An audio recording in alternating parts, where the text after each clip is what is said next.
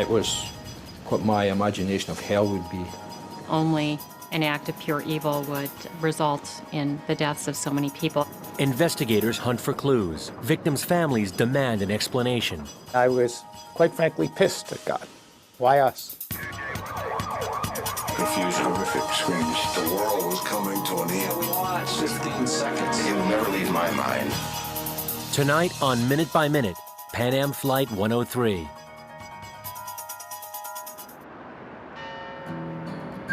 December 21st, 1988, Lockerbie, Scotland, 3 p.m. Fewer than 4,000 people live in this picturesque market town in southwest Scotland. Lockerbie has a rich agricultural tradition, but in recent years it's felt the strain of a declining economy. Some residents have been forced to leave and find work in nearby major cities. 59-year-old Ella Ramsden remembers the town in its better days. It was full of shops, all different kinds of shops, and there's not much left nowadays.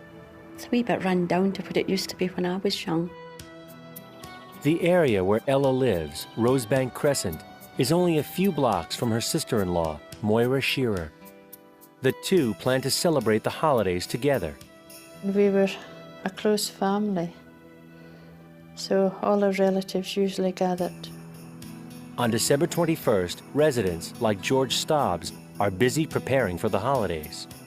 That day, everybody was out Christmas shopping, and everybody just seemed to be in a sort of leading up to Christmas in a sort of festive mood.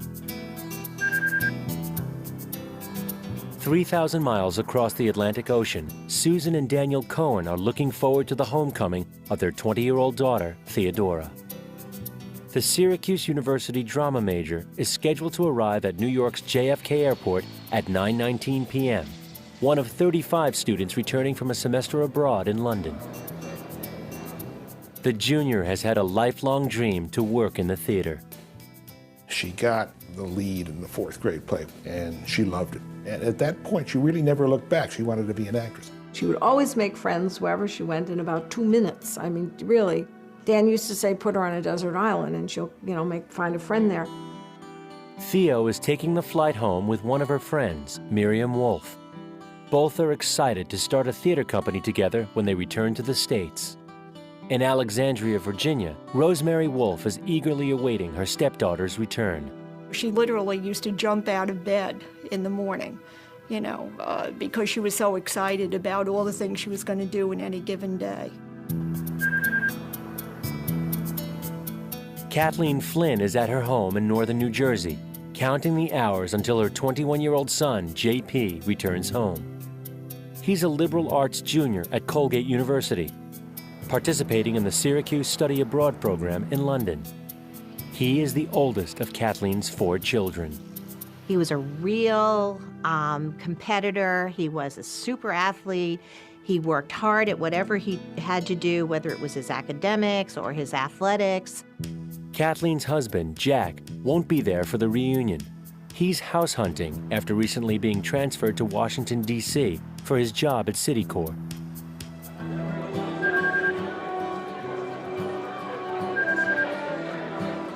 "36-year-old attorney Michael Bernstein has already flown from Vienna to Frankfurt. Now he's catching a flight from Frankfurt to London, where he'll join the Syracuse students aboard Pan Am Flight 103 bound for New York. Bernstein has a unique position with the United States Department of Justice as the Assistant Deputy Director of the Office of Special Investigations. More simply put, he is a Nazi hunter. Stephanie Bernstein admires her husband's dedication to his work. The Department of Justice had found a man who entered this country illegally after the Second World War. Mike went to persuade the Austrian government to take this man back. Bernstein's flight, Pan Am 103A, is about to depart from Frankfurt. Baggage handlers are loading the cargo that will proceed on to London's Heathrow Airport. One of the pieces of luggage is a brown Samsonite suitcase. Inside the suitcase is a Toshiba cassette recorder containing just under 1 pound of plastic explosives. The substance is wired to a timing device set to detonate in less than 4 hours.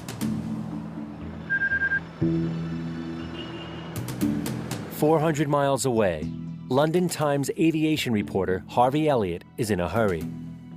I was working on the sort of pre-Christmas rush to get away to the sun. It was a sort of regular annual story.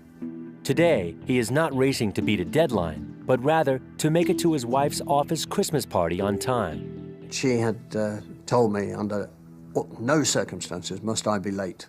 He hops on the tube before catching the Victoria Main Line train south to Eastbourne.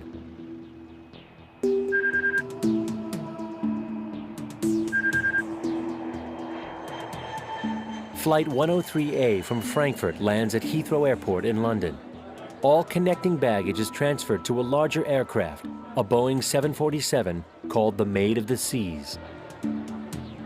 The brown Samsonite suitcase is stowed along with all the other luggage 7 feet under the passenger cabin.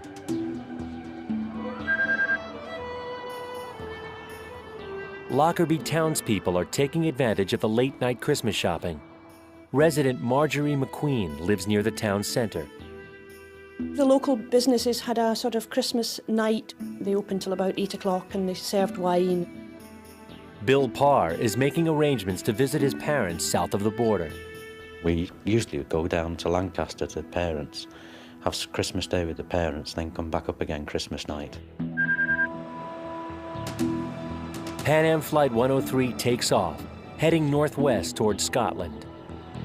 On board are 16 crew members and 243 passengers. Theo Cohen is one of those on the plane. Her parents, Daniel and Susan, are in Port Jervis, 90 miles northwest of Manhattan. They will soon make the 2.5-hour trip to pick up their daughter at JFK, where they had last been together just over 3 months ago. And this was the big reunion day now. This was to be one for the photo albums.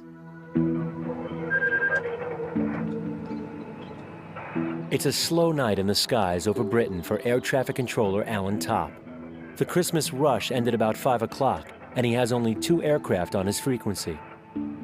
A third comes onto his radar, Pan Am Flight 103. He reported in saying he was levelling off at 310, which is 31,000 feet. And I said, Roger. On board the plane, the seatbelt light goes off. The passengers settle in for the 8-hour flight to New York City. Lockerbie, 7:03 p.m. Residents are settling in for a quiet evening. I sat down at the fireplace to open Christmas cards. I was sitting watching This Is Your Life, and I had my pussycat on the knee. I was watching television with my daughter and my son was upstairs listening to music in his bedroom. We sat down, had our evening meal. 6 miles overhead, in the cargo hold of Pan Am Flight 103, the timer reaches 0, and the plastic explosive inside the brown suitcase detonates. The 747 is shattered. The wing section becomes a fireball, the rotating engines projectiles, hurling toward the ground in excess of 500 miles per hour. Seconds later, residents hear the sound of a far-off explosion. Well, this noise, and it's just best described as a gradually increasing roar that kept coming and going, coming and going. It just kept getting louder and louder and louder. The light came in the house and the noise, it was horrendous. Then it all went quiet. There was a very, very, very white light. 70 miles northwest of Lockerbie, Alan Topp returns from a tea break to check up on his aircraft, including PA-103, which controllers call the Clipper 103. Suddenly, he disappeared off the screen. I like to be a wee bit positive about these things, so I called him, no answer. Called him several times, no answer. The plane reappears not as 1 box, but as 5. Topp stares at the radar screen as the wave of boxes, representing Pan Am 103, move across the southern part of Scotland. It was a terrible experience, just to stand and watch this curtain, literally a curtain of death, just slowly moving across the radar tube. Sections of the aircraft land miles apart. fragments of luggage and fuselage shower down on rooftops, in streets, and throughout the countryside. The wing section ignites a row of houses, killing 11 on the ground. Debris and flames shot up into the air. The whole sky turned bright orange. There were flames and smoke and the terrible smell of kerosene.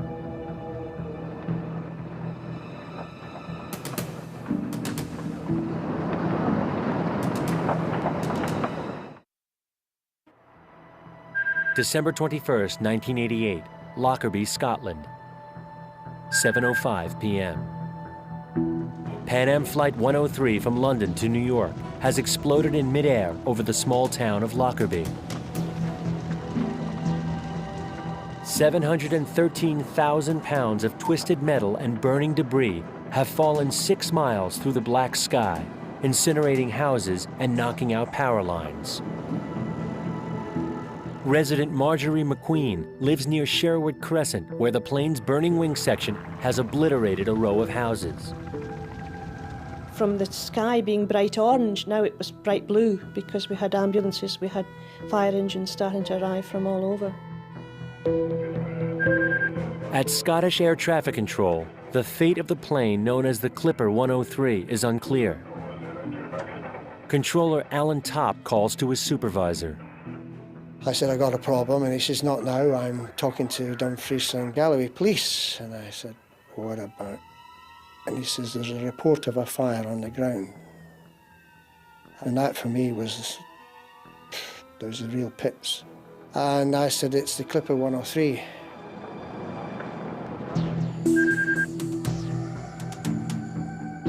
Bill Parr, a volunteer search and rescue worker, puts his sheepdogs in his car and drives toward the blaze. Your tyres were crunching over things, and a lot of it was broken glass, bricks, and you suddenly realised this is for real. Across town, a 60-foot section of the fuselage lands between a row of houses in the Rosebank Crescent subdivision. Moira Shearer fears for the safety of her sister-in-law, Ella Ramsden, who lives in Rosebank. I ran to phone Ella, and there was no reply from her house. Ramsden and her dog, Cara, struggle to escape from their crumbling home. I picked my dog up and put her under my arm, and I made towards the back door, and it wouldn't open. Actually, when I looked up, the ceiling had come away. I mean, I could see the stars. Outside, her neighborhood is pitch black. All of the overhead lighting cables have been torn down by falling wreckage. 65-year-old retired doctor Alistair Cameron struggles to reach Rosebank Crescent by car, but is forced to stop. There was a semi-inflated rubber boat lying across the road, and beyond that there was the body of what appeared to be a woman. Dr. Cameron makes his way by foot to the back of Ella Ramsden's house, where a section of the 747's main fuselage has slammed into the ground. I was walking down to it when I discovered that the garden seemed rather funny under my feet, so I turned on my torch and looked down to discover that I was walking on bodies. In fact, 60 bodies lie in Ella Ramsden's backyard. Although a neighbor pulls Ella and her dog to safety, her home of 19 years has been reduced to rubble. Good evening. A Pan-American Boeing 747 airliner flying from London to New York crashed tonight. Casualties from the plane are being taken to the Dumfries. The news flashes on TV and radio stations throughout the British Isles. Journalists and photographers flock to the scene. London Times reporter Harvey Elliott is on a train just outside of the city when his pager goes off. After arriving at his wife's Christmas party, he calls the Times news desk. Spoke to a chap. He said, you're not going to believe this, Harvey, but a Boeing 747 jumbo jet has crashed in Scotland. Lockerbie resident Bill Parr and others search for survivors. They drive east in the direction of Tundergarth Farm after residents report the sounds of falling debris in that area. And after about 2 to 3 miles, we started seeing, in the light of the headlights, just these little lumps by the side of the road and in the fields. And I stopped once and I realised I'd found a body. Over 40 other bodies are scattered in this muddy Scottish field. As Parr turns the corner at Tundergarth Farm, his headlights expose the nose cone of Pan Am Flight 103. He uses his two-way radio to call for help. I always remember saying that we'd got the nose cone of a wide-bodied jet and we could see something of the seas on it. 5 time zones away, news of the disaster comes over American radio as Jack Flynn is driving to his realtor's office.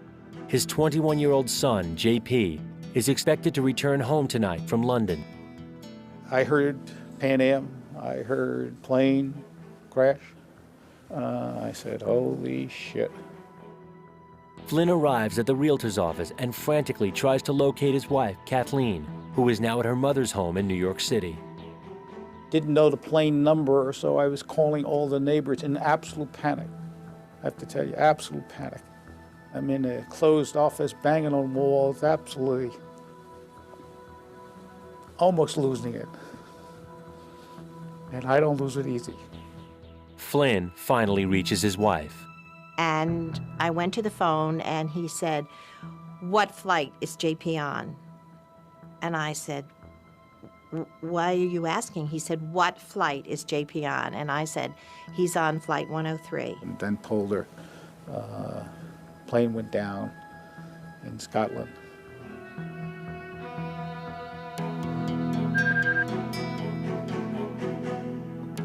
Daniel Cohen is startled from his nap by a ringing telephone. It is the mother of one of his daughter Theo's friends, who has just seen news reports of a plane crash in the UK. This is that Theo's plane. It was an inconceivable thing. A telephone ring also wakes police detective Stuart Henderson in Edinburgh. His supervisor calls him at home and tells him to report to Lockerbie. Henderson arrives as fire crews battle to control the blaze. Quite honestly, it looked like something out of a war zone.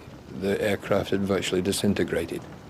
Lockerbie police officer George Stobbs and his colleagues evacuate Sherwood Crescent, which is now blazing out of control. It was what my imagination of hell would be. Your skin was beginning to burn, your clothes were actually steaming. I could see a wrought iron gate, and this was melting, as if it was like heat being applied to butter. Back in New York, writer Susan Cohen is working on a new book in the study when her husband, Daniel, bursts into the room and tells her that a plane has gone down over Scotland. Rushed downstairs. And I turned the television on. It was such an obvious scene of destruction. You didn't have to look twice to realize that the thought of survivors was not one that you were going to have at that moment. Went to look at the pad of paper on my desk where I wrote what number the plane was, and I saw 103. Oh my God, that is Theo's flight. That was Theo's flight. Stephanie Bernstein is exercising in her Maryland home when she sees images from the disaster flash across her television screen. She doesn't know her husband Michael's flight number. I, had a bad feeling about it, the proverbial bad feeling. Stephanie calls the Pan Am phone number flashing on the TV.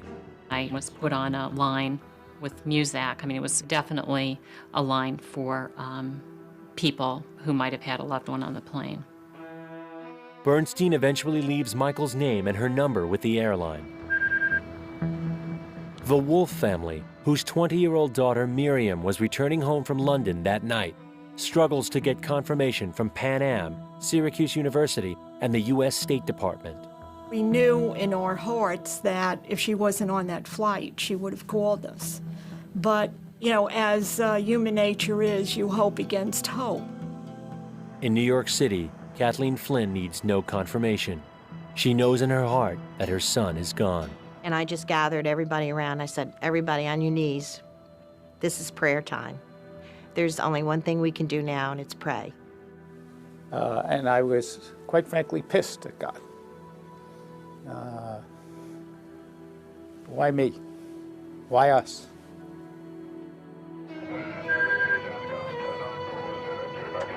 Across the Atlantic, a shaken Alan Topp leaves the Scottish Air Traffic Control Centre to go home and walk his dog. I had a vision of the people at New York waiting for their relatives and friends coming off that plane and knowing that they were never going to see them again. That really got to me. After several unsuccessful attempts to get confirmation from Pan Am by phone, the Cohens decide to search for answers at the airport.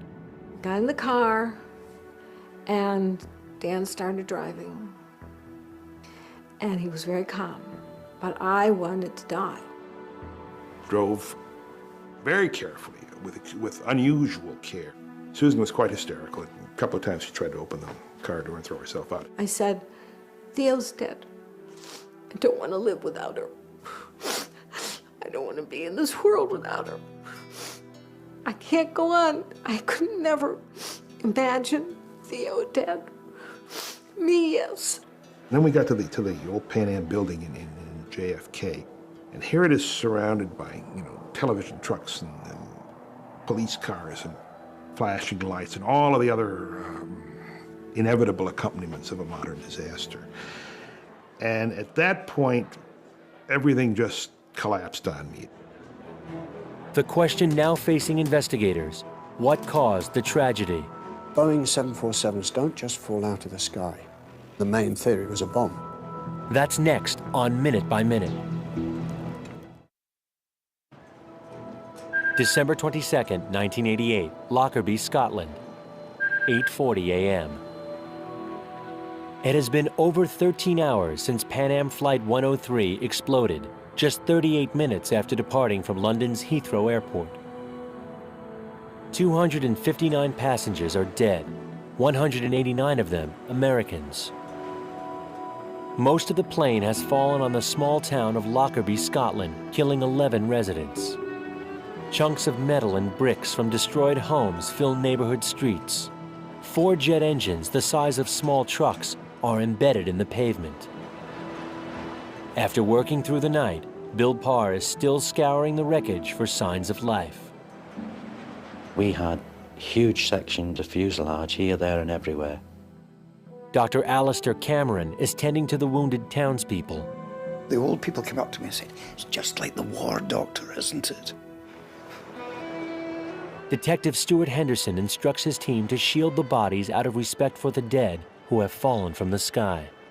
We had to make sure all the areas where the poor victims had landed were protected by police officers, because you can imagine that the media were descending upon it minute by minute. BBC correspondent Revel Alderson is one of many journalists on the scene in Lockerbie. People were shouting in the street at camera crews. It was very disruptive. It always is in these circumstances, but I think the time of year and the fact that it was a very small community exacerbated that feeling.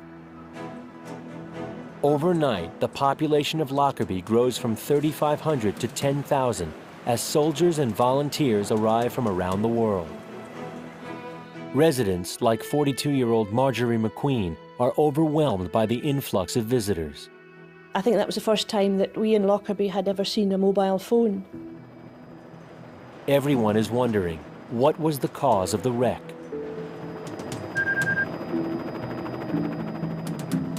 Scottish Police, the FBI, and the Federal Aviation Authority are among dozens of agencies from around the world searching for clues. Every item found, no matter how small, must be catalogued. You were looking for parts of the aircraft, luggage containers, side walls of aircraft, to see if you could find any evidence of an explosion. Sodden terrain and typically miserable Scottish weather hamper the investigation. Gale force winds have spread the debris over an 845 square mile region. We actually found documents out of the aircraft in the North Sea, which is 60 miles away from here. Bodies are discovered in trees, rooftops, chimneys, and on farmland throughout the countryside. Volunteer Bill Parr comes across 2 girls still strapped in their seats, locked in an embrace. They were wrapped tight round one another and had the fingers crossed. Back in the States, Stephanie Bernstein receives confirmation that her husband, Michael, was on the flight. Her 4-year-old son, Joey, is too young to understand his father's death. Every time the doorbell rang, he would run to the door because he thought it was his dad, or hoped it was his dad.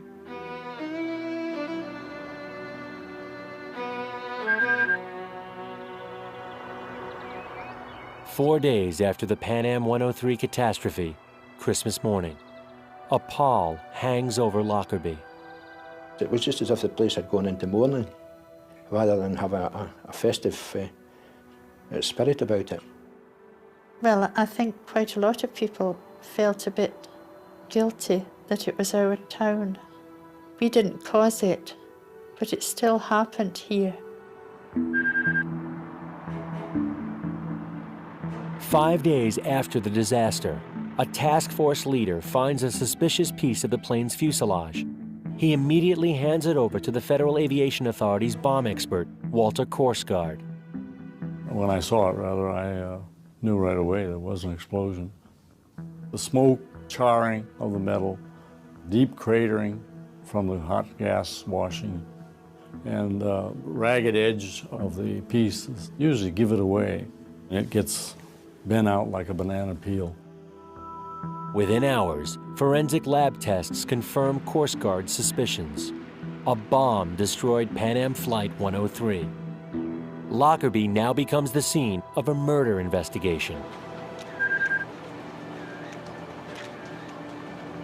Investigators announce for the first time the cause of the disaster.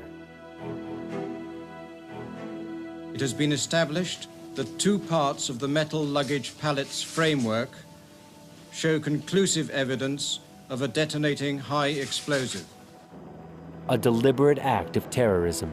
And then the whole picture changed. Before that, the grief is overwhelming, but then the anger comes into play. When you feel that someone purposely killed 270 innocent people, blew them out of the sky. It was already horrible, but the thought that it was a bomb just was, how does your mind take that in? Who is responsible for the murder of my kid? Finding out would prove to be a long, arduous journey.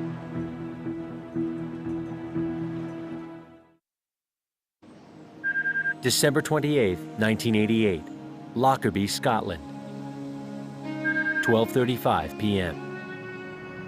Within days of the bombing of Pan Am Flight 103, the CIA has joined the FBI and Scottish police, investigating what was then the worst terrorist act against American civilians in history.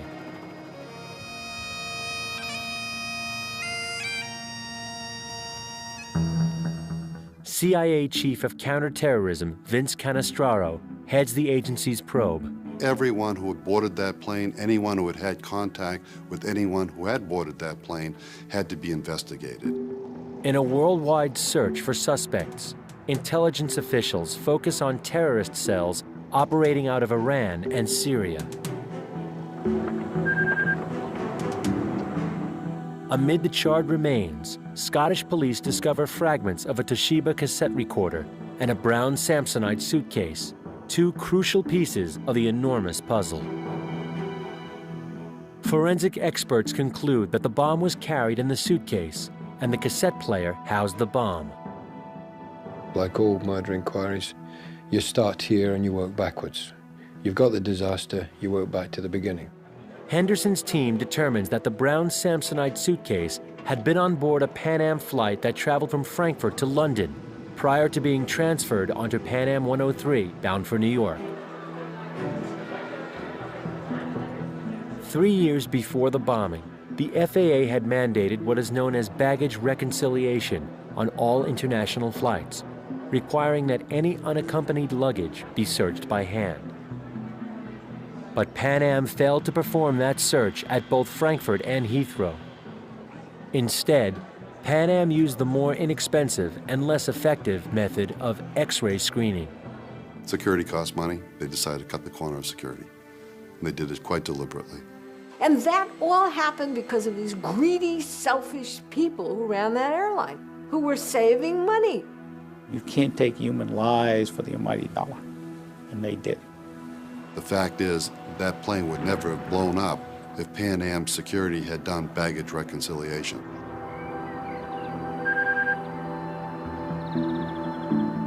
After an 18-month search in and around Lockerbie, over 10,000 items have been recovered and held as potential evidence, one being a piece of a small metal computer chip. The thumbnail-sized clue breaks the case wide open. We confirmed with the forensic scientists that it was a timing device, an explicit make of timing device, which was traced back to the company in Zurich in Switzerland. The company is a Swiss manufacturing firm called Mebo. Mebo has only made 20 of these specific timers, all of them on special order to the government of Libya. Investigators discovered that Mebo's owner, Edwin Bollier, had been dealing directly with a Libyan intelligence operative named Abdul Baset Ali al-Megrahi. We know that Megrahi had been to visit him in his headquarters in Zurich. And indeed, Megrahi had actually bought a suitcase in Zurich.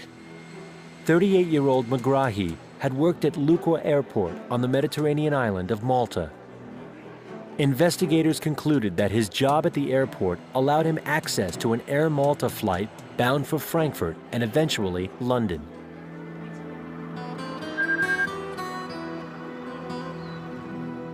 Shreds of charred clothing used to conceal the bomb in the Samsonite suitcase are traced back to a clothing shop in Malta.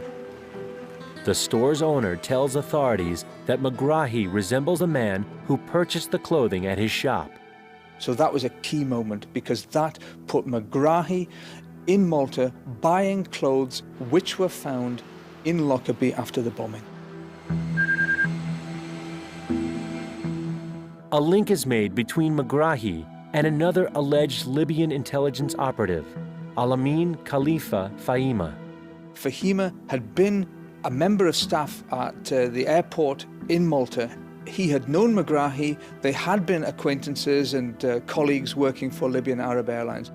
Perhaps most damning is an entry in Fahima's diary that refers to Air Malta baggage tags, tags investigators believe were used for the unaccompanied suitcase containing the bomb. He had a security badge, and he was able to get baggage tags, and he was able to insert a bag on a Maltese flight as interline baggage for 103. Scotland's chief law officer indicts Megrahi and Fahima for murder, conspiracy to murder, and violation of international aviation laws. When the indictments came out, it literally hit us like a ton of bricks that these two Libyans who were very low level were involved.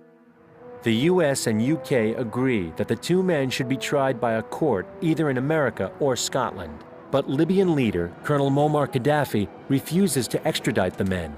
He also denies any involvement.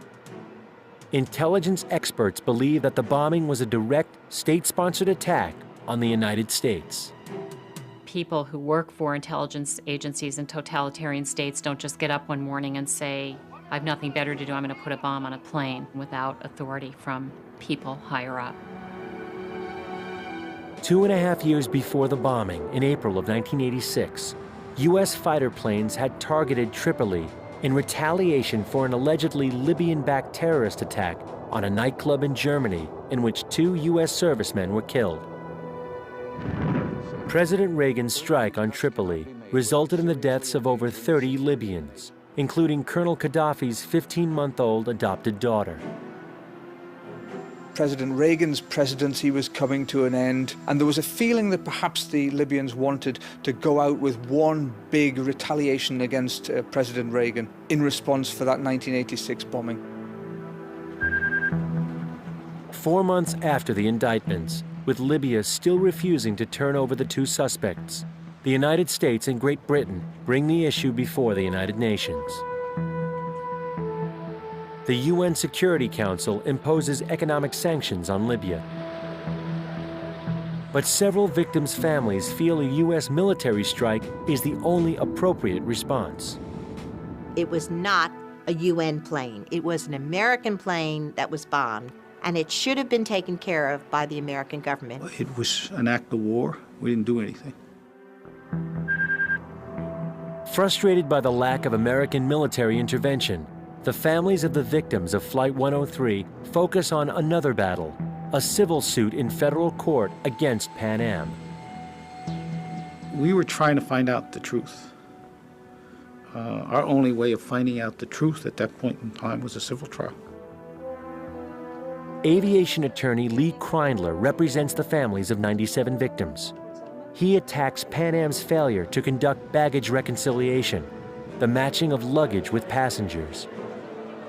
The security system employed by Pan Am, particularly in Frankfurt, it was a zoo. I mean, it was just a disgrace. After 3 months, a jury finds Pan Am guilty of willful misconduct. The airline is ordered to pay a $500 million settlement to the families of the victims. I hold them responsible, as I do the people who planned, paid for, and put the bomb on the plane. Nearly 10 years after the bombing, the U.S. and Great Britain finally reach a compromise with Gaddafi. The Libyan leader agrees to turn over the 2 suspects, provided the trial is held in the Netherlands. I was appalled that they were making concessions to terrorists. In an unprecedented arrangement, the Scottish court has authority on Dutch soil. Now the world's attention turns to the trial, and the families of the victims will have to relive the nightmare again. We've been up against the government, we've been up against politics, then we're up against a civil suit, and here we are now, we're up against a criminal trial. The criminal trial was a ghastly ordeal. That's why we're here. May 3rd, 2000, Camp Zeist, the Netherlands. Nearly 12 years after the bombing of Pan Am Flight 103, the trial of the 2 accused Libyans begins. The media and victims' family members travel to the trial from around the world. It was important for us to show that the American families were fully behind the Scottish prosecutors and show the Libyan families that we had people in our families who were dead and their families were still alive. Camp Zeist, a former U.S. military base, has been transformed into a high-tech courtroom. A ceiling-to-floor pane of bulletproof glass will separate the spectators from a panel of 4 Scottish judges, the attorneys, and the 2 defendants, Abdul Baset Ali Al-Magrahi and Alamin Khalifa Fahima. While TV cameras are not allowed in the courtroom, spectators will be able to watch the proceedings on closed-circuit monitors. As the accused enter the room, the families of the victims feel a wave of emotion. First time I saw him, I hated him. Absolutely hated him, wanted him dead. They walked in. And the hatred that went through my body. First to give testimony for the prosecution is Scottish Air Traffic Controller Alan Topp. As he recounts his experience, family members watch radar images from the night of December 21st, 1998. And we could actually see the blip with the tag 103 just disintegrating on the screen as the plane blew up and fell from the sky. And that was very chilling because that was the closest I think I had come to, know the moment when my husband was killed. And suddenly you see it breaking up. So I walked out. Knowing that these relatives were behind me, and for the first time they would be seeing the only recording of their relatives' deaths, was a terrible experience for me, to know that I was the instrument between them and, reality.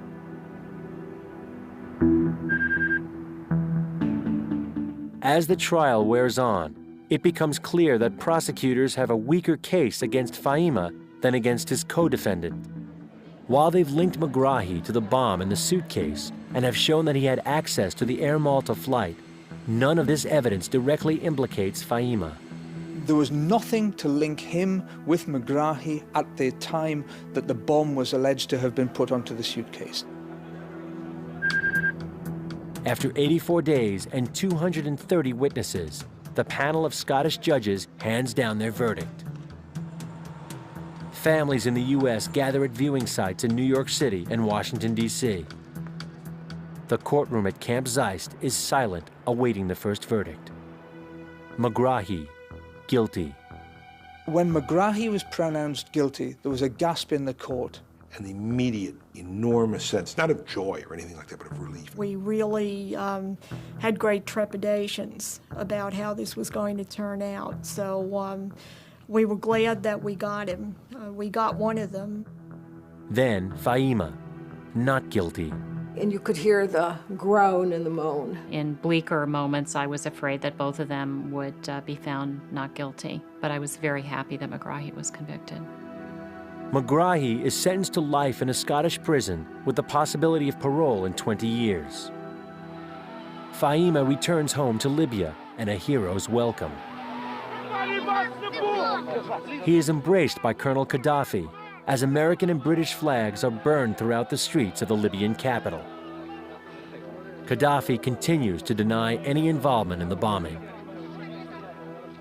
270 people killed.